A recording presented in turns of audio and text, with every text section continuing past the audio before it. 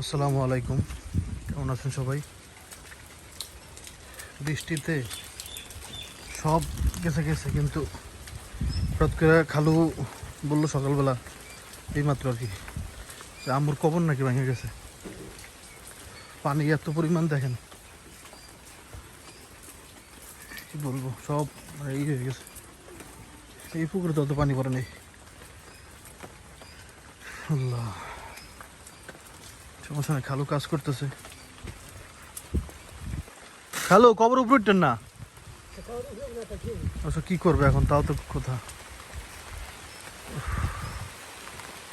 শোনো যান, বাসগুলো পর্যন্ত উপরে উঠে গেছে।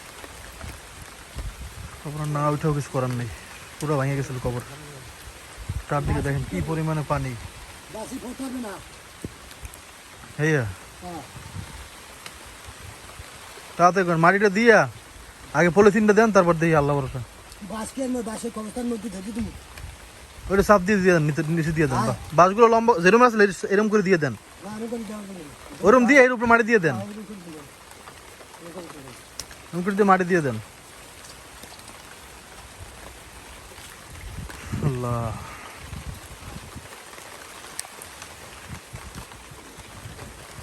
কিছু করার নাই। দেখেন, এটা আসলে আল্লাহর ইচ্ছা। এই দেখেন সব পানি তো বইরা, দেখেন কিছু আছে রাস্তাঘাট, দেখেন সব পানিতে তছনছ হয়ে গেছে।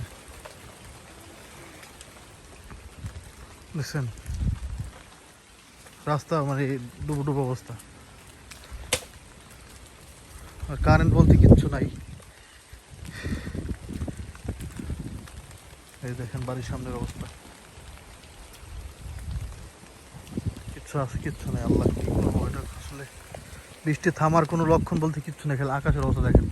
বৃষ্টি একটু পর থামে, 10 মিনিট থামে, 10 মিনিট পর আবার বৃষ্টি, আর সারা রাত বৃষ্টি। সব মানে ফইজি করতেছে পানিতে, সব ডুবে গেছে এরকম একটা অবস্থা।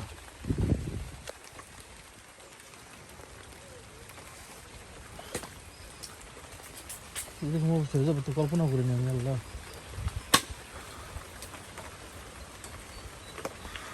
কবরের মধ্যে তো আর মানুষ থাকে না, মানুষ তো আল্লাহ জায়গা মতো নিয়ে যায়, কিন্তু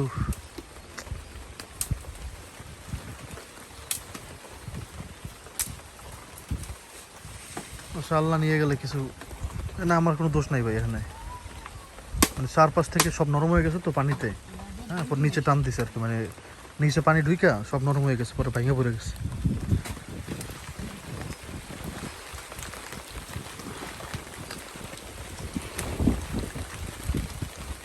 আল্লাহ,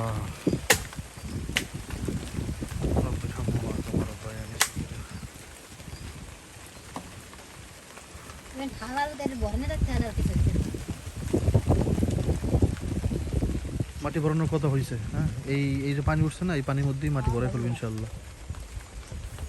ইনশাল্লাহ, কিছু করার নেই।